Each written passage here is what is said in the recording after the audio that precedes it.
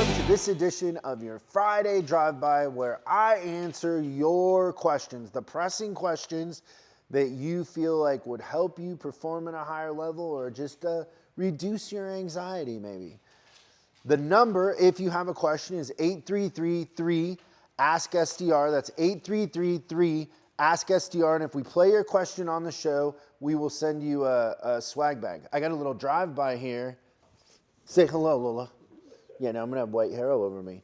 Yeah, this is one of my 4 bulldogs, Lola. We're filming this in my library at home because of construction going on at the office. So she's excited to be a part of this, and she's gonna help me answer this question. Okay, go ahead, play the question. So, Chris, I got a question. What advice or tips would you give someone trying to be a service manager? I recently got promoted from an advisor to service lane manager. I'm also dispatching and training the other advisors. I have 3 of them. All 3 are green. So one with the most experience only has maybe a year.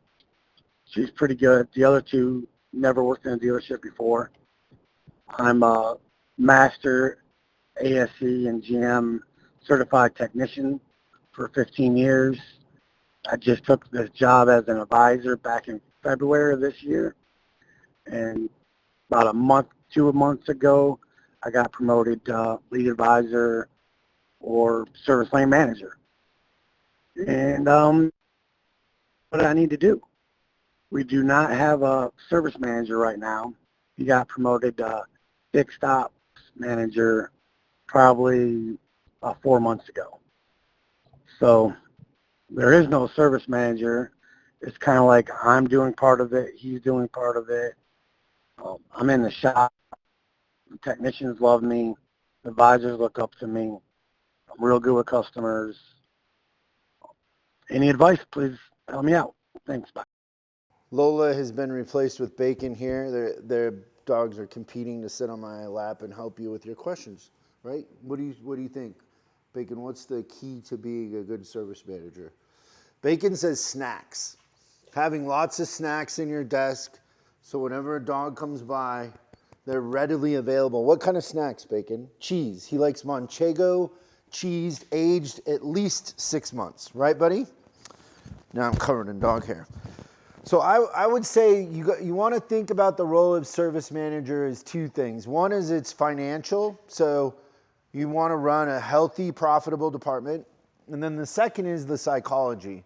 So managing people is all about psychology. The number one trap that happens with service managers, and the big reason why there's so much turnover at that position, is the industry sets service managers up for failure in the sense that we don't train them on the financials, we don't give them access to the financials, but we judge them on it. So even if you're working in a place where they say, oh, the financials don't matter, the profit doesn't matter, sooner or later it matters, and it ends up becoming the downfall of most managers.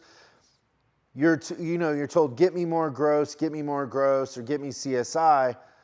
Well, you can create more gross, but most of the time, what happens is you spend your way into it. So you'll discount, you'll do other things to create the gross, but you're pushing the profitability down. And when you start losing a certain amount of money, you usually just get fired and you don't really even understand why. And oftentimes you think, oh, I was fired because they didn't like me, or I didn't play politics, or, the customer issues. But most of the time you're getting fired because the department isn't profitable. And so the number one thing I would do is learn the financials, learn the keys to creating profitability. I had dinner the other night with a group that was here for a boot camp. So we do these boot camps for all our new coaching clients, and it happens every month. And then, there's a group, and a couple of them, I was, asking like, oh, what did you think of today?